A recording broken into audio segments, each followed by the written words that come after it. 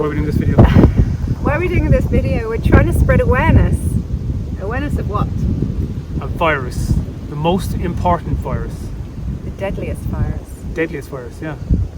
And even though it's the most deadliest virus that we've ever experienced, nobody's talking about it. And no one's doing anything about it. And its time has come, because it's having such a debilitating effect on us, we actually have to do something about it now. We need to start taking it seriously, which we have not been doing. This virus spreads more rapidly than any other in history. Yeah, it can reach hundreds of thousands of people in a matter of seconds. Millions even. Even millions of people. And it could be transmitted locally, nationally, internationally, electronically. No one is safe from this virus. Guess what? We're all living with it. We're all infected. On a daily basis, we're living with the consequences of hosting this parasite.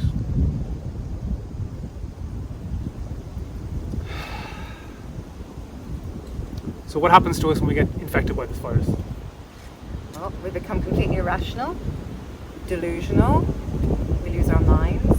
Sometimes we get hysterical. Sometimes we do horrible things to other people. Awful things.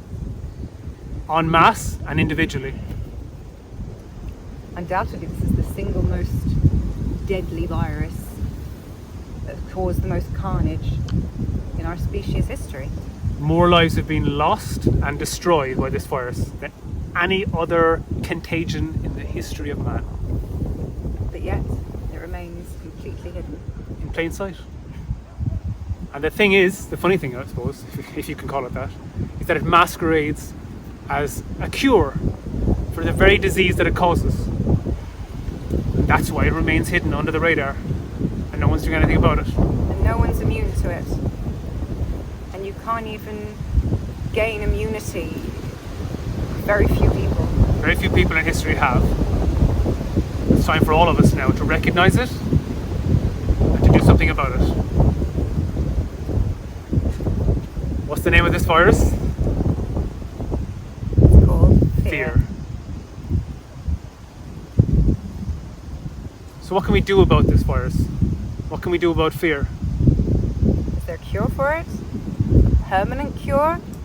Not just silly mantras that last for a few days, or changing a routine, or moving to a different scene? We can definitely isolate ourselves from it. That's helpful. Stops the spread. Stops the spread. You're no longer a, what's it called? A source of transmission. That's it. But you're still isolating with fear. Yes, you carry the fear with you. But we have a superpower. The good news is we have a superpower, and we can get it under control. Just by seeing it, just by recognizing it. Spotting it. At the most basic level, it's energy. All it is energy. And it takes us over, and you can feel energy inside you. You can feel it in the pit of your stomach, and you can feel it animating you. You can feel it making you irrational. It can make you crazy. That's what fear does to us. It's done it since we were very small, and it continues to do it when we're not so small.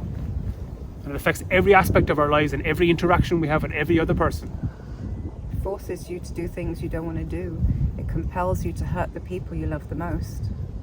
That's the worst aspect, is that we hurt loved ones because of it.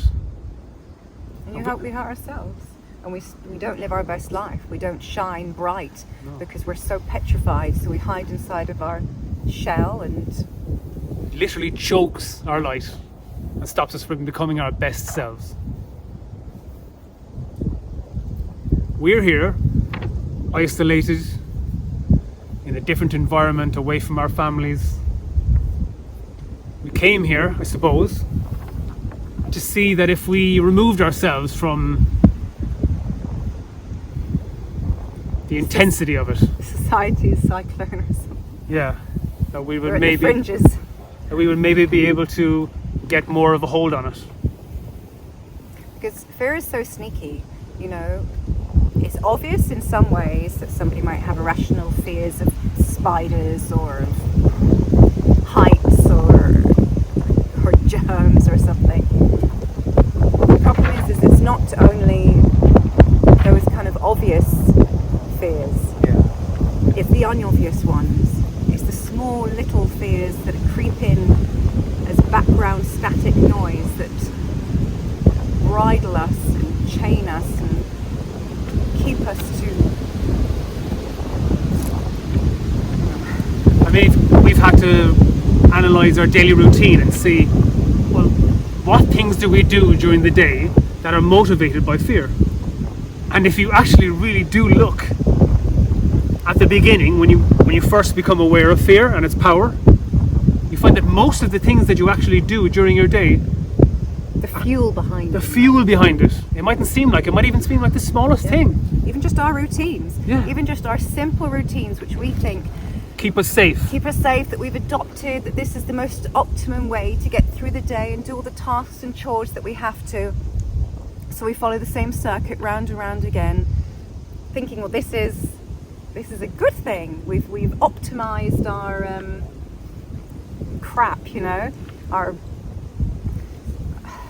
chores and crap. I don't know, just stuff. we're safe now. We're in this safety pod. We're in this secure structure. Yeah, nothing bad can happen to me because I keep going around the same track. But yet, things still go out of our control.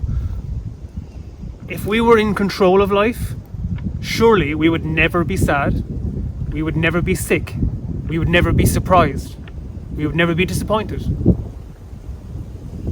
So we kind of have to come to the realization that thought doesn't control the universe, it doesn't control our lives. And that's Fear does. Yeah, exactly. That's where fear comes from. Fear comes from our thoughts. It's the critic in our head analysing, throwing commentary over the story, over what we're doing all the time. And we've been taught to think that this voice in our head is helpful. This is our bud. He's looking out for us, our consigliere. But he is not. This voice in our head is just tormenting us. It's torturing us. Back in caveman times, of course, the voice in our heads told us, you keep away from that large animal with claws. Don't beat that guy over the head with a rock or his family will come back and beat yours. There were certain things that were programmed into us for our survival, but now that we've risen above that, now that we've walked out of the caves, now that we have shelter over our heads and we've got the basic needs structure, we can't keep feeding the basic needs of man, the basic drives. We have to move above it. We have to move up Maslow's pyramid towards a higher frequency of living. And if you stay stuck to fear, which is on the most bottom rung, you'll never, ever move our species to the next level of consciousness. Evolution. Ooh. We've evolved technologically, unbelievably so. Einstein back in the 50s said, our technology is far surpassed our humanity. And here we are in the 20s now, and we're still stuck feeding our basic instincts, our basic needs. Woo. Hope we can still be heard over the wind. It's crazy. Winds of change, maybe. Hopefully.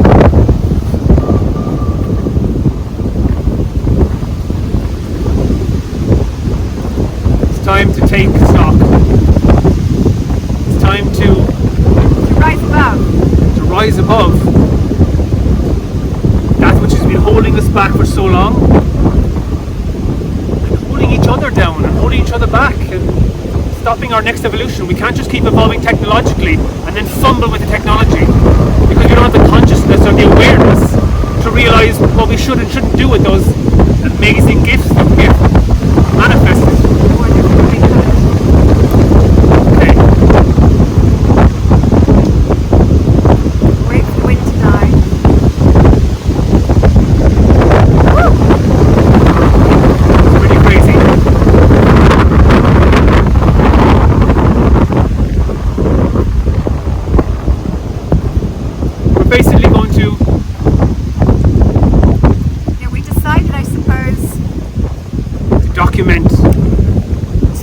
Struggle with our journey,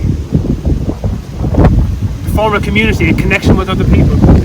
Yes, to just help, just to give our 2 cents. Yes. On things that just aren't being talked about. The particular journey that we've taken, where we've been watching our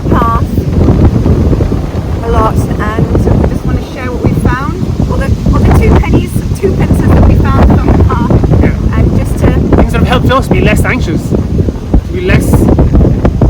I mean, obviously, I'm getting passionate now, but it's like on a daily basis, we're finding more and more peace just by self-observation and just by seeing. And Calling fears bluff. yes, and calling fears bluff. That's the big one. Just calling fears bluff. 99% of the stuff that we think might happen and the things that we do in order to prevent those things never actually occur. Never. And it's the same types of threats, just masqueraded in a different way, wrapped up in a different way.